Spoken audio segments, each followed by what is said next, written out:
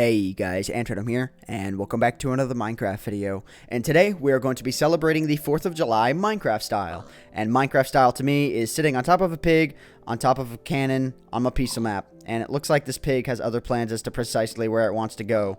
Pig, what are you doing? My head is trapped inside of the wood here. Pig, what are you doing? Pig, I have a video that I need to make here. You need to stop doing this. Stop whatever it is that you're doing right now.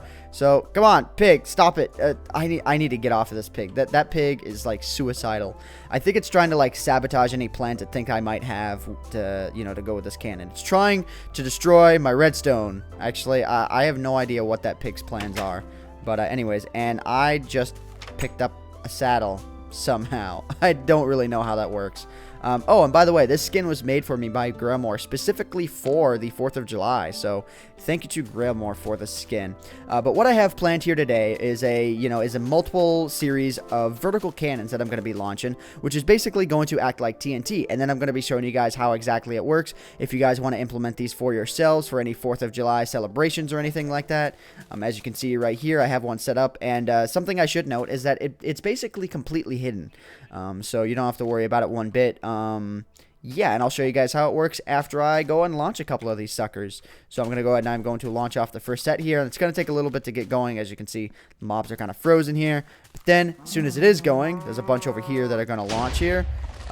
Yeah, fireworks all over the place with low launches and everything. But luckily I have a flag set so that it doesn't destroy the land or anything like that. And I'm going to set off one more. And they'll set off a couple more here that are in the lake. And there's a bunch more that are being, launched all throughout the map. I'll see if I can spin my view fast enough. Yeah, see, there's a few more over there. And I had them strewn all about the map, but this was actually the best vantage point. Oh, maybe I didn't have that flag set that prevented stuff from being destroyed. Oh, well. So anyways, I'm going to actually make sure that it's not set now. Because I actually want the land to get destroyed now because of this little sucker right here. And all I have to do is I have to count 7 ticks when I set this thing off. And we're going to see some serious destruction of my piece of map here. Yeah, America. That's how we celebrate the 4th of July in Minecraft, is by destroying my piece of map. So I'm going to go ahead and I'm going to set this off here. So I have to count the ticks. 1, 2, 3, 4, 5, 6, 7. Then we do that.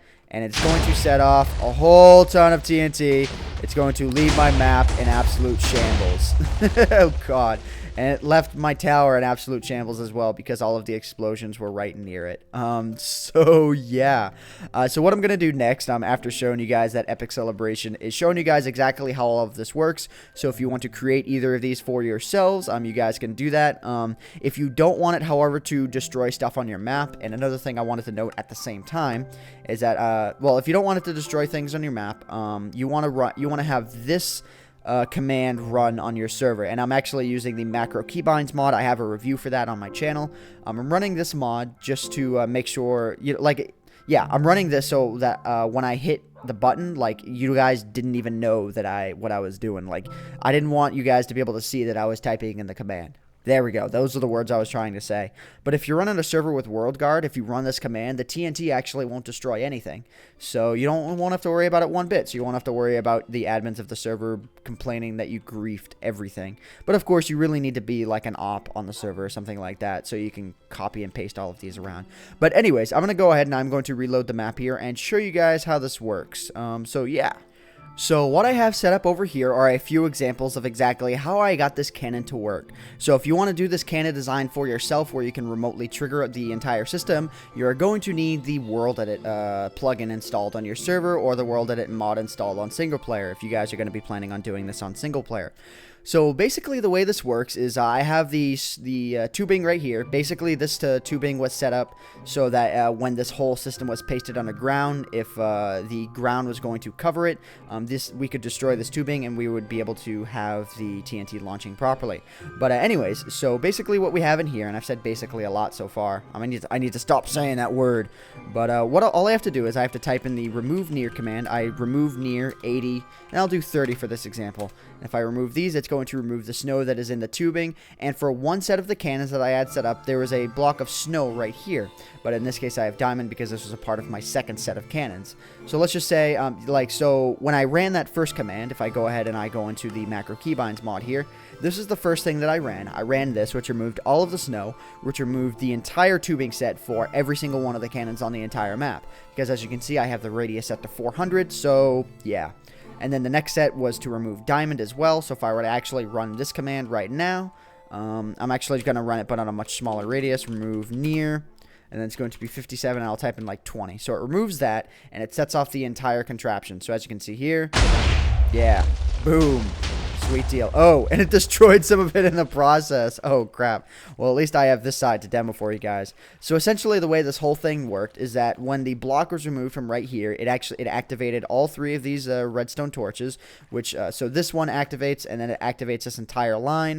And then these 2 activate. Well, they all activate at the same time, but these are delayed by some repeaters. So these ones are delayed, and they go up the line here. This one turns off, this one turns on, and it doesn't matter that this one is connected to the line or anything like that because this line was turned on anyway, so it doesn't really matter. Then this torch turns off, this one turns on, which sets off the first TNT in the barrel. Then it sets off the second one in the barrel, then the third one in the barrel, which gives you the varied timing of the explosions in the air, which is the reason why that piece of TNT got launched down here and completely obliterated the cannon itself.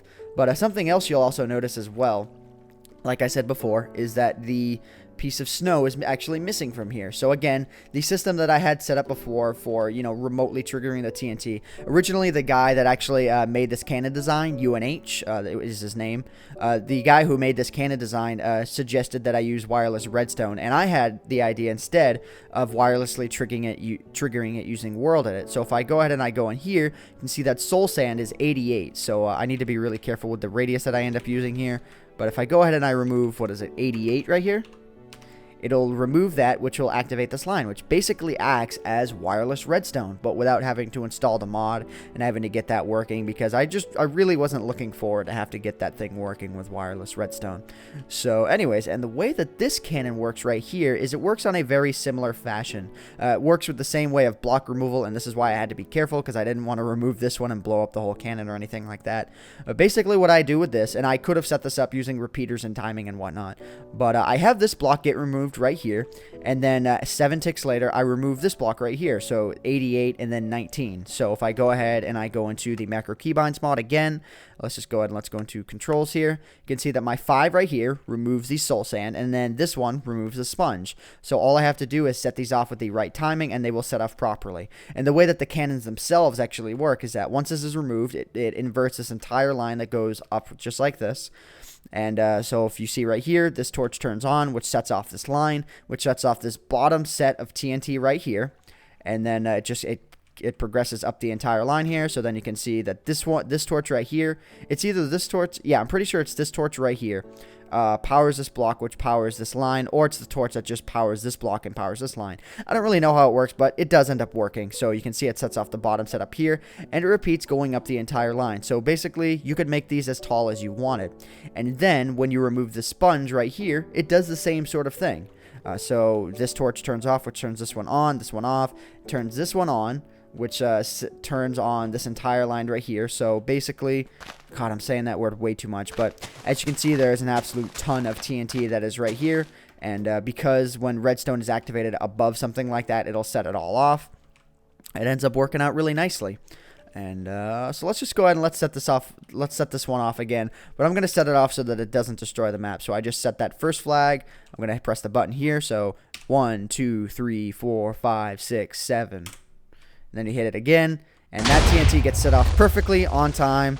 And yeah, as you can see here, it's not destroying the map or anything like that, and it ends up working out nicely. So I could reload this if I wanted to, but yeah, that's pretty much how the cannons designs work, guys. I wanted to give you guys something other than just the explosions for the 4th of July celebration. I wanted you guys to be able to celebrate it in style. If you guys sort of want a step-by-step tutorial as to how this works, you guys aren't going to get that precisely.